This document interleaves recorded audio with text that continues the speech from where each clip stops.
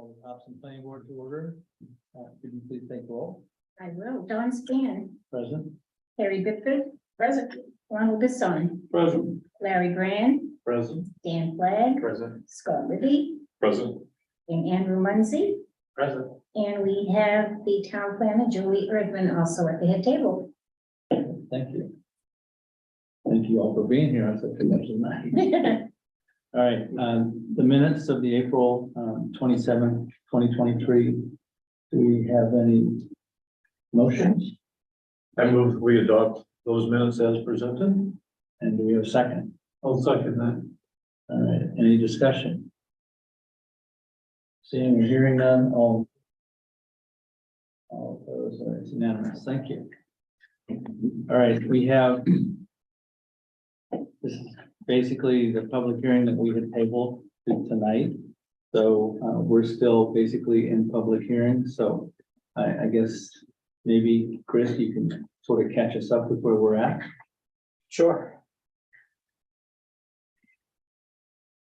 My name is Chris Belanger, here with the owner, Dan Catlin, his brother, Peter Catlin, and his son, Dan Catlin Jr. So the whole clan is here tonight. So we're hoping for a favorable outcome. Are you trying to strong arm this board? No. Just showing you where the management's going, I'm headed south. I have a PowerPoint I'll start sharing if you'd like, and we can talk about the project and what's changed since you've seen it last. You guys have seen it quite a bit. Here to share?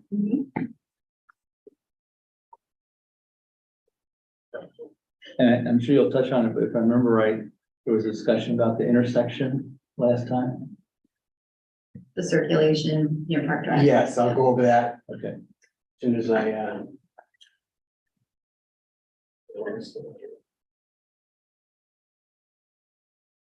Okay, so I'm Chris Belanger. We're right here to talk about the 100 Park Drive Residence Project. Quick summary, we're redeveloping the Goodwill site. The site's about 5.1 acres in size.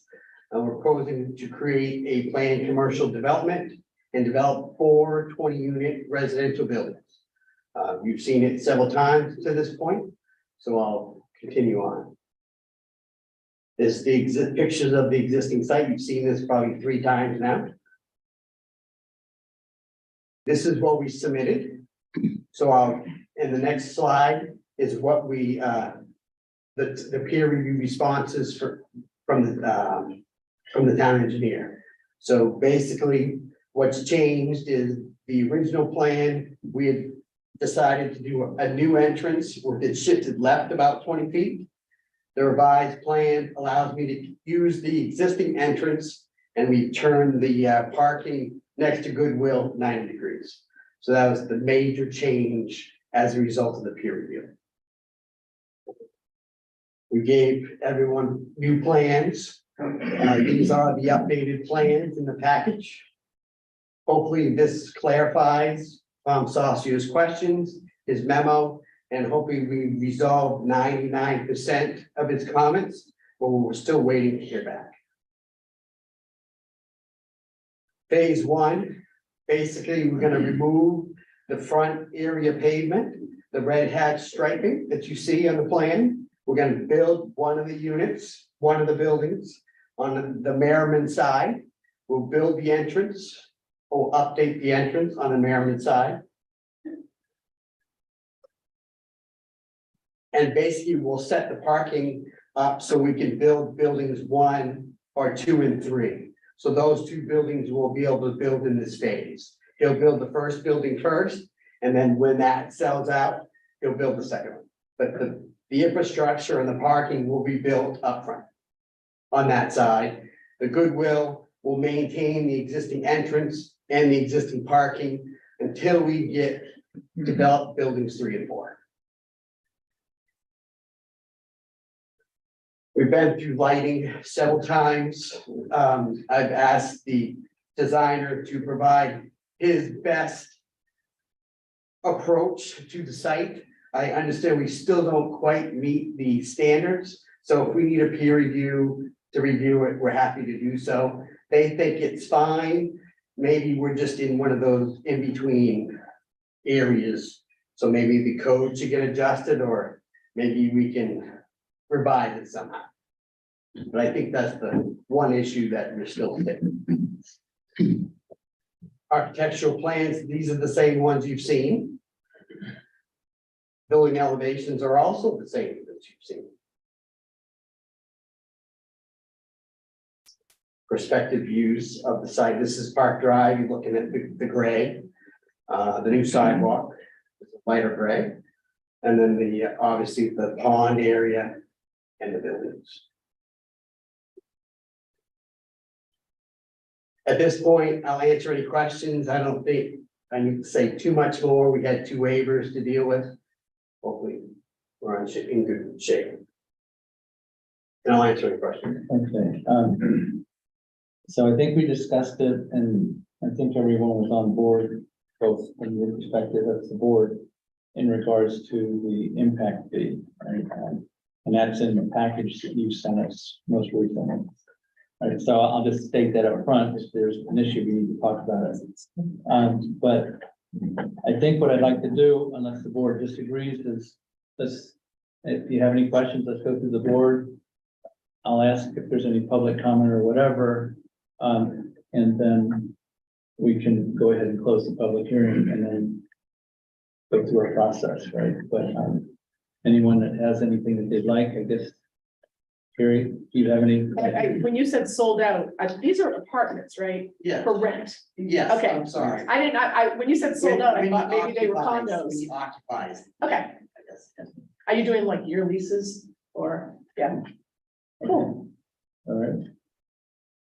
Dan, I'm good. all right, Scott, Yeah, I'm good. The change in the parking looks great, and, adding that additional landscaping, meet those goals. and Merriment behind. I do think from a standpoint of the lighting, right? We're not gonna change the code, right? So, Well, if I need to take something off, I understand, but I'm just saying code has to go through town meeting. understood, we'll meet the code. But that being said, I think that the lighting, as long as it satisfies the peer review, as one of the conditions, which I think is in the motion anyway, right? So I think we've got that.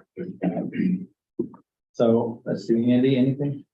I have no comments. All right, No questions at the present time. fine, All set. okay. I guess, do we have anybody from the public? All right, so I'll just pose to the audience here, anybody from the public that would like to make any comments, or questions, or express any concerns? All right, hearing none, I'm gonna. Dan did indicate that he may build the first 2 buildings together. Oh, okay. That's a good thing, I think. All right, so, I'm back to the board. There are a couple waivers, and then there's, the completeness motions that we have to deal with, as well as the final approval. So I guess I'll just ask if anyone on the board has any further questions before we start through that process. Yeah, I guess the follow-up to just what you just said is, we see what the first phase is, do those 2 buildings and the parking on the Merriment side and out back for those 2 buildings. Is the next phase to do buildings 3 and 4 together and deal with the parking, or like it'd be nice to know kind of Once they need to build a 3rd building, I need to change the the parking. parking will be taken care of at that point. Okay. I'll have the utilities in to serve all 4. That's good. When I build the 2nd building, that's when I need to bring the water in. Okay, and I guess I would just state for the record, as you said, most of us have seen this a number of times, so that's part of the reason why there's not that many questions. But I thank appreciate you it. for putting this package together the way you did. Thank you. All right, so My only question, I Go guess, ahead. is do we start with the subdivision motions first or the site plan, or does it matter? I don't know that it matters. But then, I'd like to move, the planning board concurs with the staff's conclusion that the final subdivision plan application materials have been submitted and the application is complete, such that the board may proceed with substantive review of the application and identification of any further information. This is why I thought maybe you had made this motion already. I know, because we haven't. Yeah, okay. No motions or Votes have been taken yet. I will second that motion. All right, do we have any discussion on that motion? Hearing none, all in favor? All opposed, it's unanimous, thank you. So So the next one is we a want to do a waiver. waiver, I was Yeah, gonna say, a waiver. waivers need to happen. The first, I guess the only waiver for this, for the subdivision one is the open space. And that is, I moved that the requested waiver for 191-18 public open space and protection of natural resources is approved in so that the open space in lieu of fee is reduced in accordance with the memo, subdivision review, open space in lieu of fee from the planning director dated April 13th. Okay. And is everybody familiar with that? I guess, is there a second? Second. All right, is everybody familiar with that memo? Yes, but I'm just, are you incorporating the amount of that fee in your motion? I expressly did not include all the numbers, but by including that memo, yes, Including it by reference, yeah. they had written all the numbers, so decided not to say. All right, but I think that the memo is explicit. Yes, I do have a problem with the reduction. In that I'm concerned about the precedential effect of this with regard to other applicants that may come before the planning board. That if this is a 40% reduction, then what is to prevent somebody else from saying, why don't I get a 40% reduction of the annual fee? I do not have a problem with the phasing of that fee, but I do have a problem with the reduction. Okay, any other thoughts on that? I have some, but I'll wait. I think the phasing is fine and great. I think that the effort that went into the memo and the thinking behind it makes sense. I do think that at some point we need to address this in the ordinance directly, and that something like what Julie was able to do in that memo is in line, I think, with what the goal is with this, in that basically the primary reason is because of the number of people per unit, and using the single family being 2.5 and this being 1.5 and being 47% reduction based on that. In fact that, this is for the impacts of the town by having these additional units, additional people, additional services. I think that ratio at this point makes sense, and it may be something we build off of going forward with revising that. Yeah, and I don't disagree with your concern in regards to study precedent. But I guess the way I look at it is we were trying to understand what it probably should be rather than what it is. And we're trying to use an existing ordinance with the wording, and I agree with Scott's comment that the way Julie laid it out and the rationale behind how she developed that number, I think is probably consistent with where we're going to end up as far as looking at this style and this type of, I'll call it multiple unit projects, right? So from that perspective, I think it was very well thought through, good rationale backing it. Not that it necessarily makes a difference, but I'm certainly feel like we could say this is not precedent setting. I don't know that that necessarily holds in the court of law, but the bottom line is I do think that the way she developed it, the rationale she developed behind it, and the thought process, I guess I support the memo on what it is, and I too agree with Jason. Very good. I would note too that I shared that memo with the Conservation Commission. I know they had some concerns about a reduction in fee, and they were supportive after. I don't want to negate Julie's rationale or the thoroughness of her memo. No, I wasn't trying to imply that either. I'm just giving you my rationale behind why I think. The only, I would propose an amendment, however, then it's just because, it's the mathematician in me, that it just be an easy, even 60,000. Which is nicely divisible by 4. All right, so is that an amended motion? I'm making that motion. Okay, do we have a Even second 60,000. to the amended motion? Second. Okay. So I guess any discussion on the amendment? Can you say what the amendment is again, please, for me? My only concern, and the reason I took the numbers and expressed the memo, is that depending on when that next phase is built, I don't know that the payment in lieu could change slightly. I mean, it's based, this is what it is right now, based on what the per acre charge is. And couldn't this change if the second phase doesn't happen for like 2 or 3 years? Or not? I'm sorry. I'm saying, as far as not trying, I mean, your memo has a logic to it about the 40% reduction. Is the payment in lieu of set at the point of starting this project on phase 1, or since it's being staged and being paid per unit, per state phase? If the second phase doesn't happen for another 3 years, does the payment in lieu get recalculated based on what the per acreage charge is at that point? So you're looking for an escalation? Well, I don't know if there is one. The way that I set it up, no, is based on what it is What it is right now. Okay. And then when they apply for building permits. Okay. So I'll give this to you, but basically the amended, or the motion right now is to change that to 60, Oh, okay. right? But And you're gonna give them this. I'll give you that, so you have that. Thank you. So I guess further discussion on that. So it's been moved and seconded. It's been moved and seconded, the amendment has. Do we want no other discussion? Do we want to vote? All right, well, all in favor of the amendment? Yes, I voted for it. All opposed? 4 in favor. All right, so it was 4-3 in favor.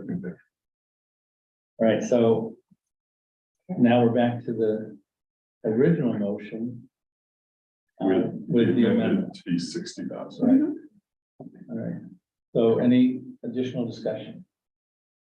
Seeing none, all in favor of that? All opposed?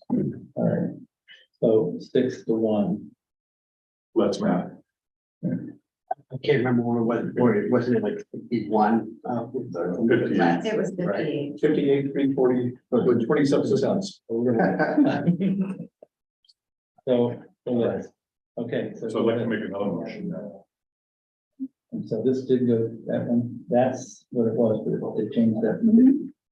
I move that the final subdivision review application for 100 Park Drive, the tax map R05, lots 21D18 and 21D19, meets the applicable standards of subdivision review ordinance, chapter 191, and the zoning ordinance, chapter 225, and is approved with the staff recommended conditions and findings of fact identified in the staff memo dated May 11, 2023.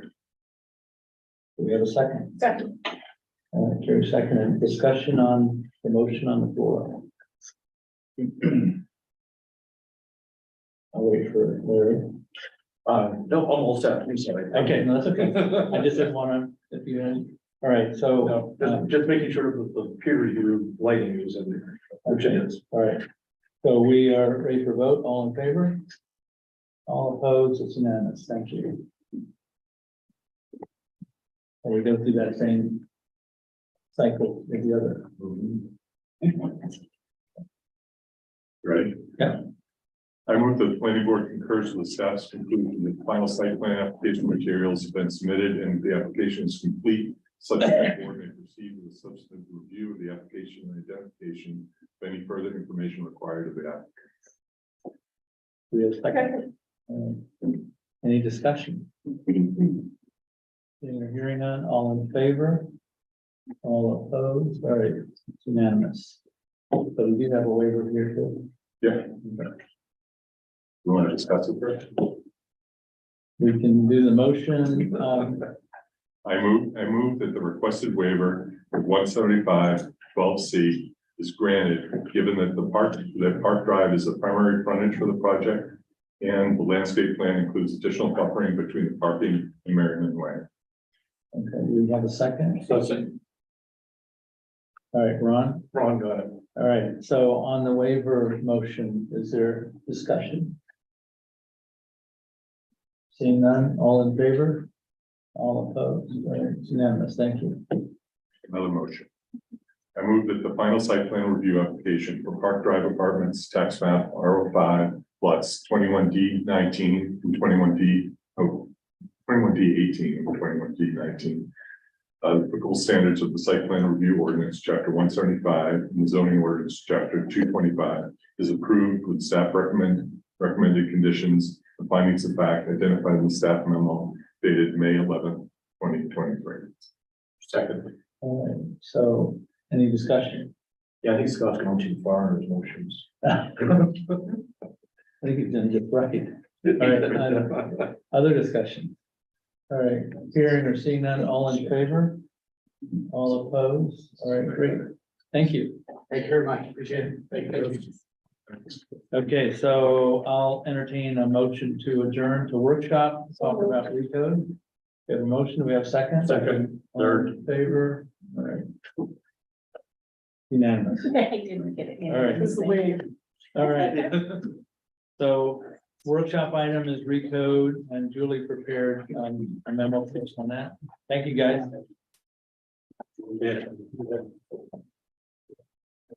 All right. Thank you. Bye-bye. How would you like to do this? Do you want me to read through the memo? I think.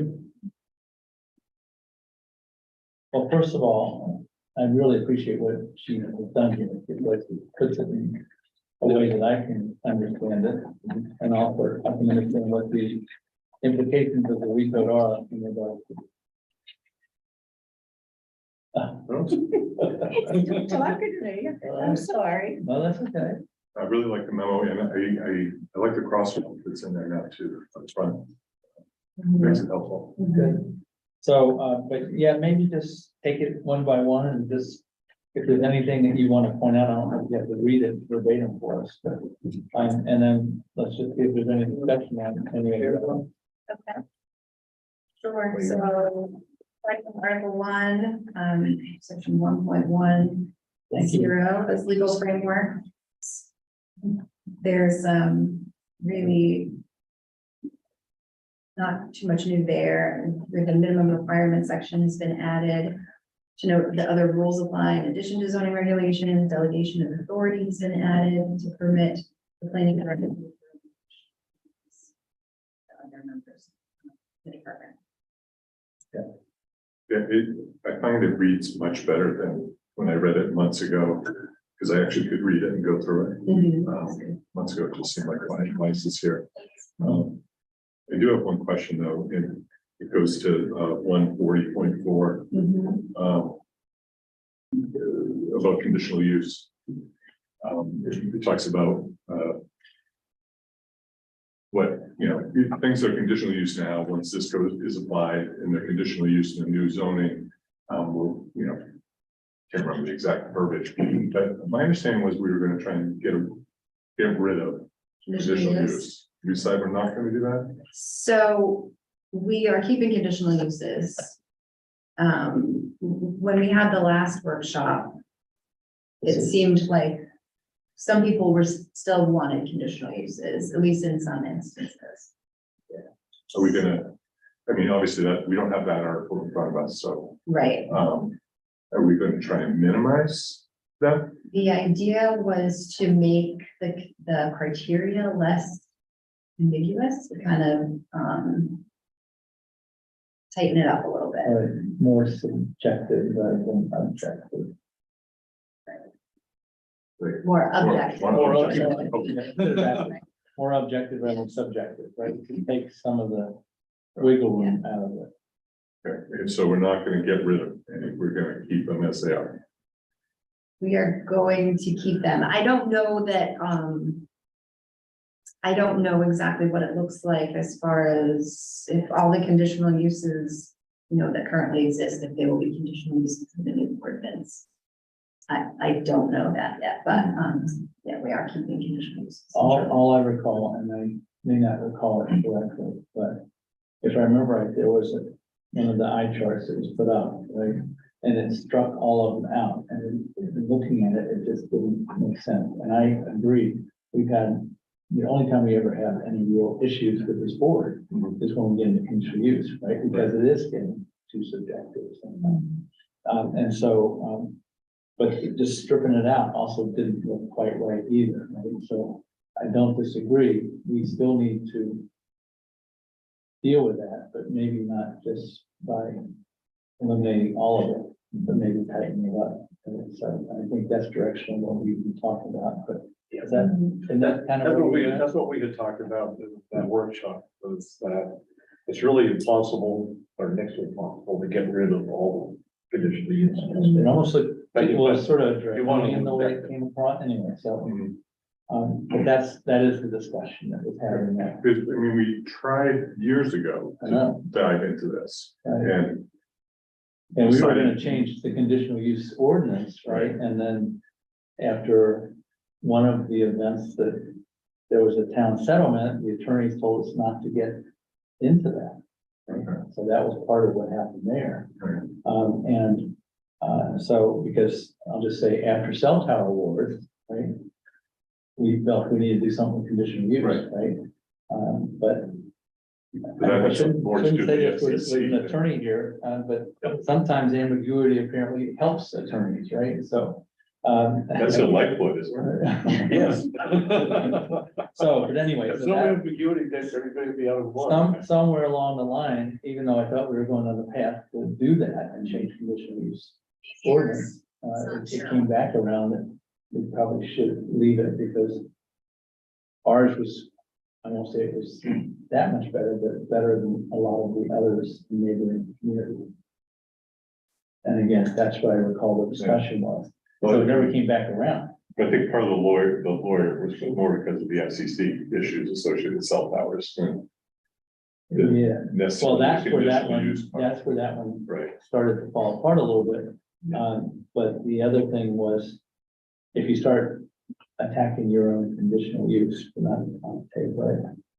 We're not, We're being recorded. that we are being recorded? Yeah, it's recorded.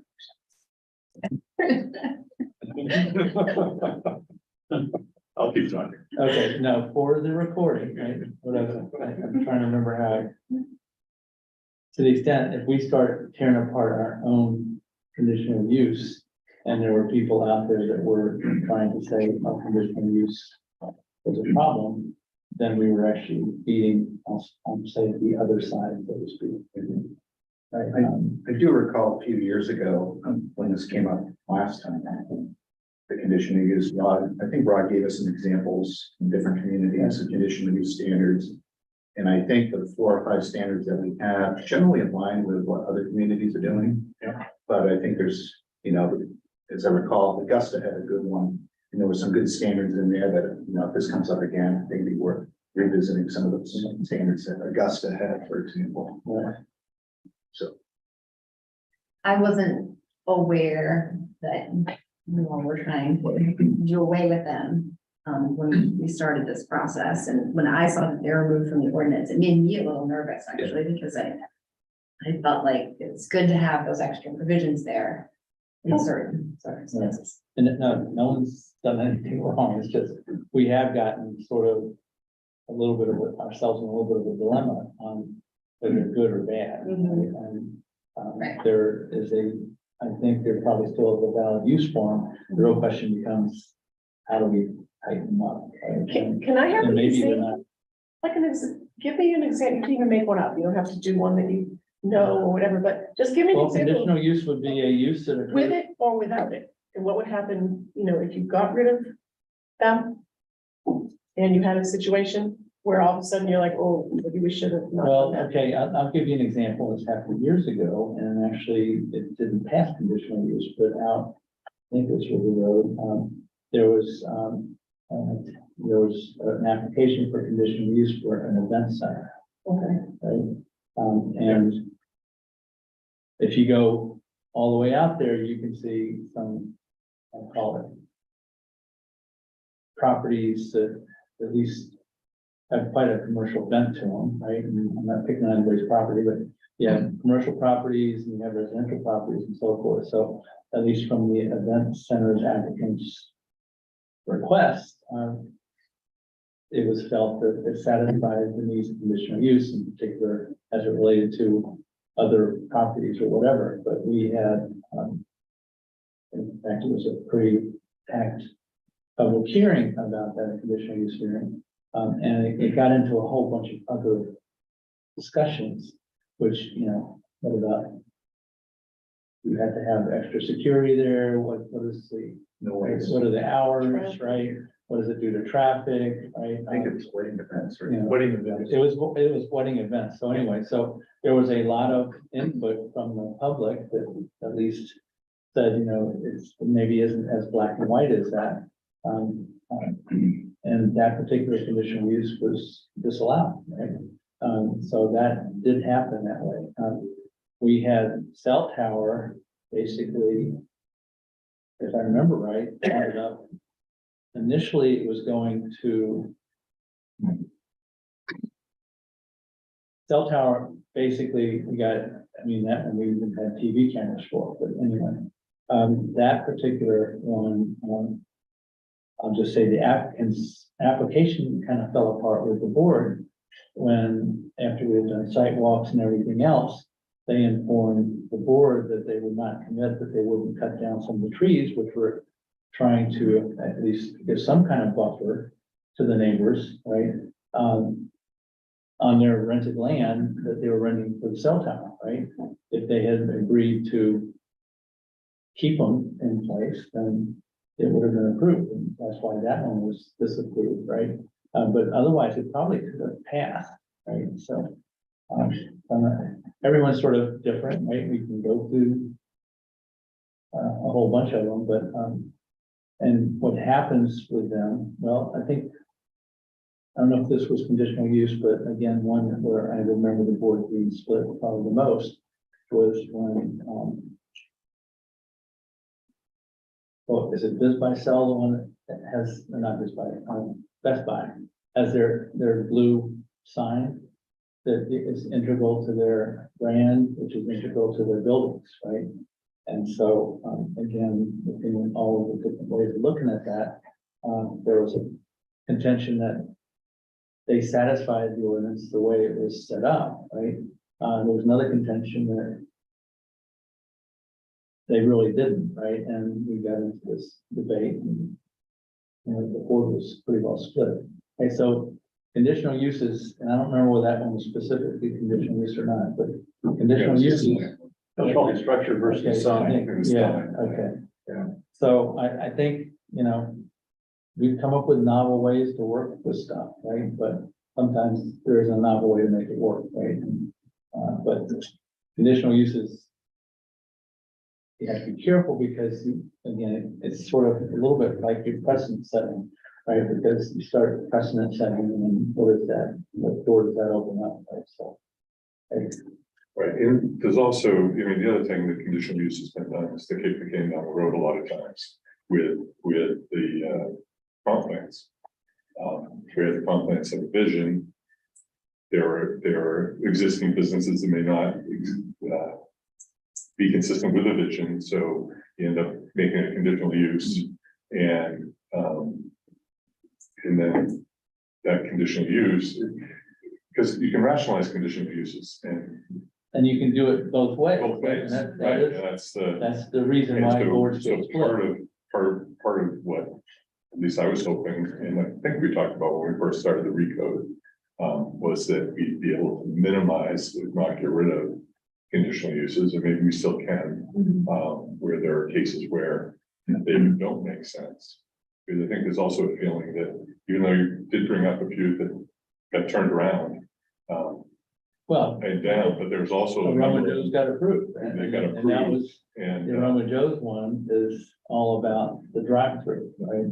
And in the comp plan, very specifically talked about drive-throughs, right? So yeah, that did get approved, right? So, yeah, no, she had said, don't use examples, but the only ones I could sort of come up with. Well, no, were those examples. we have them on both sides. Right, so, yeah, Of approval and not approval. Right. But, you it know, seems like, the dental arts over there, I thought the board was really good, right?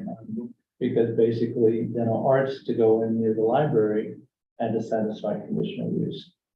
And so it had to do with landscaping, it had to do where the building was located, how did it sit in relation to the properties on either side of it, as far as the distance from the road and so forth. So, and I don't know that it was part of conditional use, but they also at the time had asked if they could keep some of the parking lot green, right, instead of putting asphalt down. And essentially the board requirement there was to, at least you have to indicate that that's parking, right, on your site plans, but you can do it later. do it later, right, if you need to, right? So, sort of satisfied a couple of agendas doing that, right? But Yeah, well, also following up on your wedding venue one, I mean, if, let's say the wedding venue is a permitted use within that zone, then you don't have any ability to put conditions upon that use. If you don't have the conditional use aspect of it, to be able to say, okay, yes, you can have the wedding venue, but it can only be on every other Saturday in June. And other than that, you can't do it. You know, that's one place, I mean, that's obviously. and that's Extreme example. that is actually where conditional use is a benefit. Right. Yes, Right, right. so, It's the ability to add conditions beyond the 5 standards that are in the ordinance now. Correct. Condition. Yeah. I look at it as extra flexibility. and but see, and that is the issue though, because of the flexibility. It gets back to, I know I stated it wrong earlier, but are we being objective Too or not? flexible. Right, and so if you take some of that out of the ordinance, it forces you to be more objective. It's just black and white. And so, but yeah, that's an argument we could have for quite a we while. can save the rest of the argument when we get Article 6. Right, Because this only mentions it once. right. So, okay, so So that was, we got through the 1 point. transitional. We got through 1.1. We got there 1.1, but then we bounced to We bounced to 1.4. So, I guess maybe a different way to ask, do people have questions? Because I like the way she laid it out, right? I can understand what the changes are, right? I can understand where they didn't do a lot of changes. And I can understand where they made changes specifically requested, like from the code officer and so forth, right? So, to me, this was a lot easier to follow than the presentations we've been trying to go through. No, I think it's great. Question I have here is about the shoreline overlay zone being taken out of the zoning ordinance. They're gonna go in a separate chapter. that's New the chapter. idea, right? It would be only. The consultant felt it would overwhelm the zoning ordinance because it's so large. It just seems like it'd be in the zoning ordinance, I don't know, it's an overlay zone, like, so the other ones we're not taking them, right? Correct.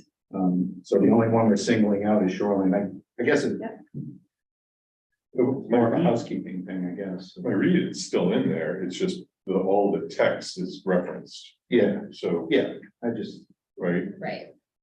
so it's referenced as a new section in chapter 225. yeah. And some an expediency because of the volume of it. Okay. And that way it's not having to be reworded. Right, taking it directly from the So DEP just template. Right.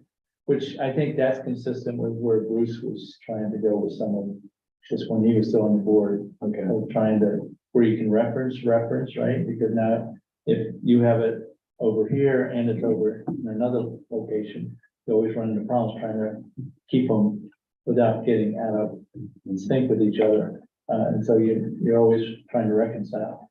Whereas if you reference over to something that's already there, you're still referencing over even after that document's changed. So I think that probably makes sense, right? And I don't think it takes it out. It just tells us where we go for that part of the ordinance. yeah, I think specifically for the reason it makes sense in my mind that you don't have to adjust all the language just take it from the DEP. Right. Because I think the last time this came up, there were some proposed changes to the ordinance, and we said, well, DEP's making some changes or something like that. Right. So, you know, that ordinance is gonna be really driven by the DEP requirements. Right. Probably makes sense to keep it in their language format. Whereas those other four really are driven by town. Okay.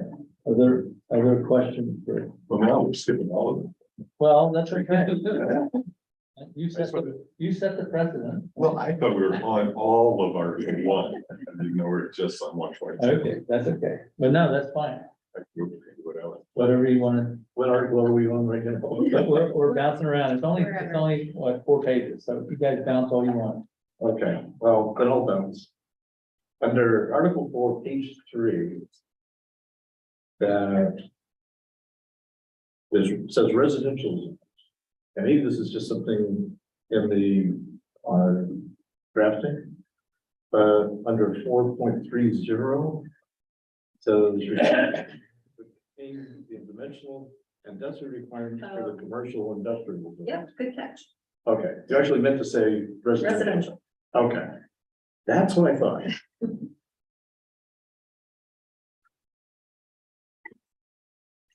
Okay, good. Cutting and pasting perhaps? All right. Been there, done that. Any other, Well, we're on that one. okay, The R2 zone, where it says in the text, not in your memo, but in the actual text says like, where the R2 is where sewer and water are or are planned to be, and it says like soon or provided soon. A lot of R2s doesn't have it, and I don't think it's planned very soon. No. And so I would take out the words. I don't want Stuart it's Case. in 410(2)B.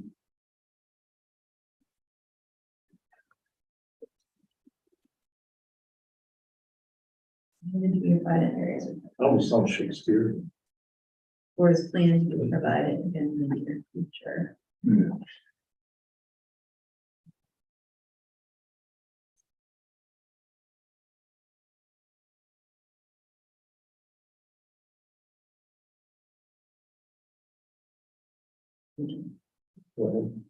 And I just want to question too. So Article 2 is what are we calling that, town center zone? It's not here. So that's the one that includes like MUC, CC. The area Right. that is the form-based code that CPA's Right. working on. Okay. Correct. So all those. You'll see that at some point. Any other questions or comments, or Julie, is there anything we should talk about that we didn't? Because I'm ready to roll. You guys are. We have one short one. One short one. All right, you're allowed one short one. The final bullet on, I think it's Article 3, right before the residential zones, about decreasing the RCU. The frontage makes sense to me. I'm not sure about the side setbacks. Doesn't RCU about a lot of residential? Or not? I mean, like, could there be one that says it abuts a residential? Yeah, I mean, Option tractor, for example, is next to a residential. Right. Right. And when we approved them, and said, keep that buffer. I just worry that by decreasing the buffer automatically, that when there is a business that comes in next to a residential, I remember reading it, I just don't see it right. Oh, here it is. Right, On the page 3. before. Right, that's it. Yeah, this was one of the things I imagine that Kate gave to the consultants to make this change, and I didn't know the history really behind it. The lot frontage, I think is okay, I think that's fine. but I agree with you. There's So still a pretty good size front. I think it probably is okay to reduce it, except, but reduce it. Where's commercial to commercial, but where's commercial to residential. So it could be a footnote. Right, Sure. Not that we want footnotes, but that's it, it's a something good is point. useful. Okay, That's all I have. Sorry. all right, anything else? No, that's fine. Is this helpful to you? Yes. All right, good. Thank you all. Have a good evening. Did you have anything you wanted to say? I'm Pete Bono, and I'm from the newest member of the CPIC committee. Okay. So I'm here for my own education and hopefully be interacting with you.